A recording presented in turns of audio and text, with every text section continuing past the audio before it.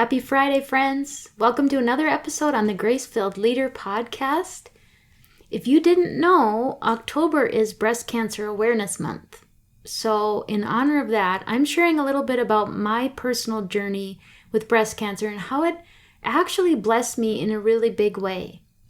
Even if you can't relate to the cancer part of the story, I think the message is valuable for anyone who is currently drowning in a list of to-dos, or frustrated by all of the fires you're putting out every day, or irritated with the people in your life.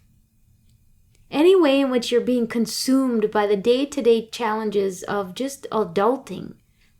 It's especially applicable to those of you who are stuck in a rut of being too busy to enjoy life. Welcome to the Grace-Filled Leader podcast. Do you want better work-life balance? Do you get stuck in patterns of perfectionism and people-pleasing? Have you always been an overachiever but never really feel good enough, no matter how much outward success you achieve? Do you want more time for the things that matter most? Hi, I'm Tanya, a wife, mom, leader, certified Christian life coach, and Jesus lover. For most of my life, I tried to find worthiness through achievement. But no matter how hard I worked or how much I achieved, I never felt like I was enough. I was left burned out, empty, and exhausted. I had no time or energy for myself or my family. I needed balance. I needed peace. My life changed when I finally started to live like an unconditionally loved daughter of the King, saved by grace. This faith-led podcast will teach you time management, self-care routines, and practical leadership strategies to help you navigate life and leadership. If you're ready to become fueled by grace and free from people-pleasing, if you're ready to multiply your time and impact as a Christian woman in leadership, this podcast is for you. Unbutton your blazers and roll up your sleeves, sister friends. It's time to get after it.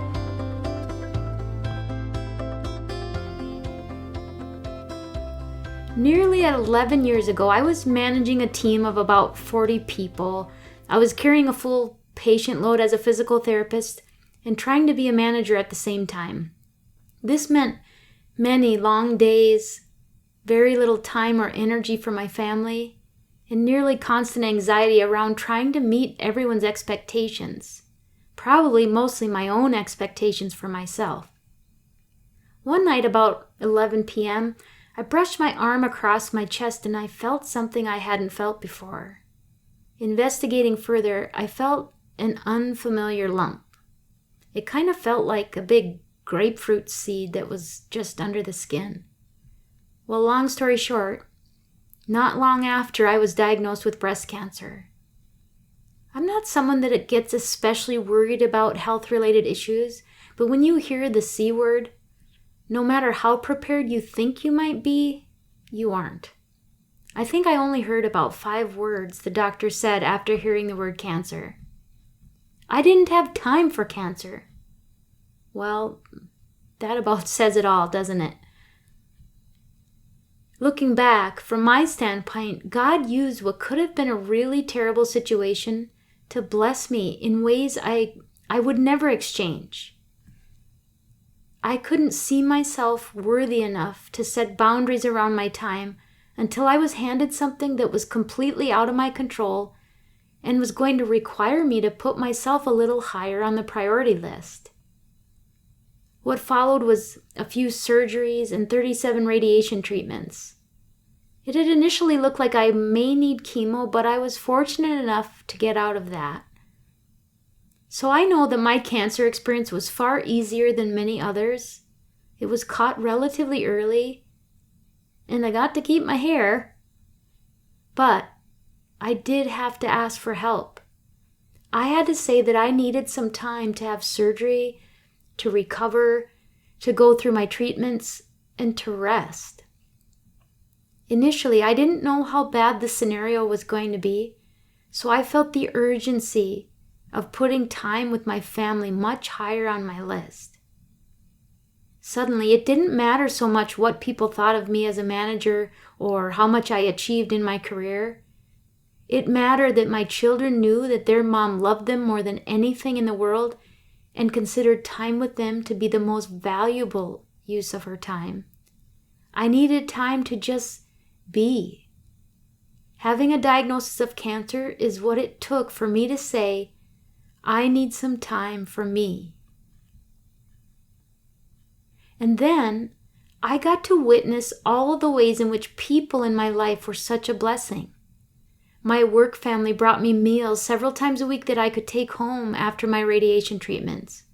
My leader and my co-manager supported me in a way that made me feel I could take all of the time that I needed to focus on me. They picked up the slack and got extra help to take over my caseload. My family pitched in to help when I was too tired to do everything around the house. Heck, my husband even unloaded the dishwasher once. We still joke about that today because he unloaded the dishwasher and then he took a picture and he shared it with his friend as proof that he was being helpful to his wife as she went through cancer treatment. Bless his heart. My husband is a rare and unique treasure. I will just leave it at that. I was able to work part-time while going through all of this, which allowed me to rest when I needed, and it allowed me to get healthier from a physical and emotional standpoint. I even trained for a half marathon after finishing my treatments. And let me tell you that crossing that finish line was such a wonderful way to celebrate being alive and cancer-free.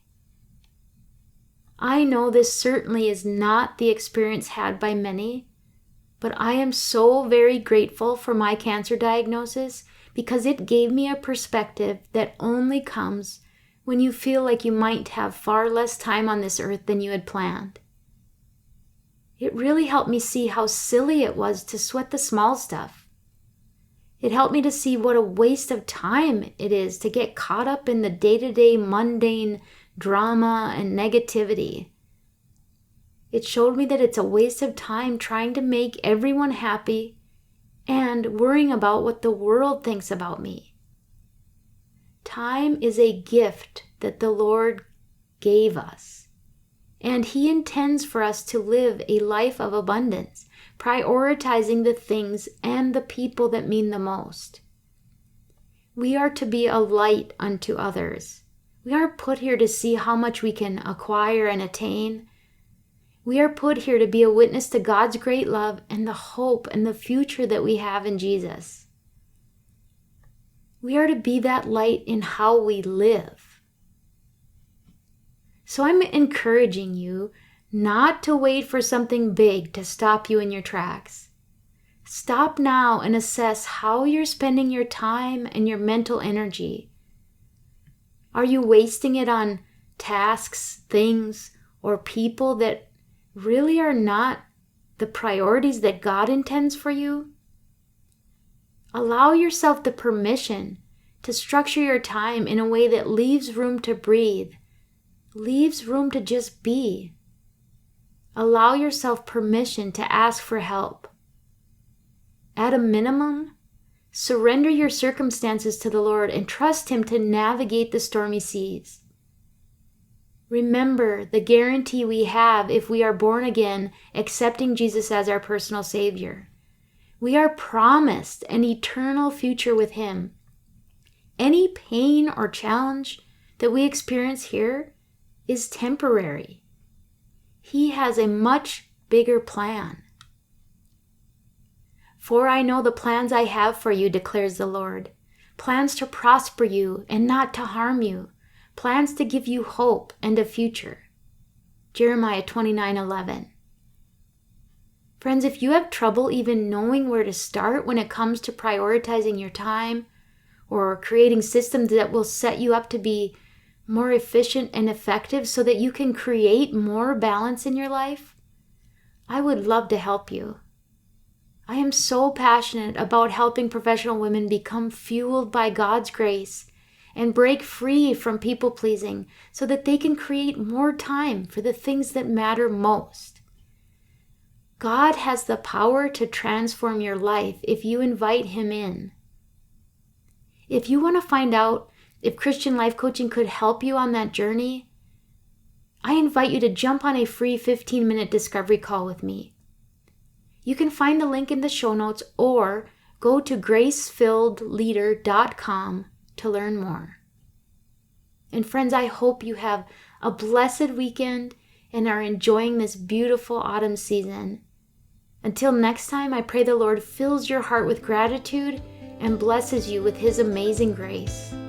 I pray this episode blessed you, spoke to you, or encouraged you in some way.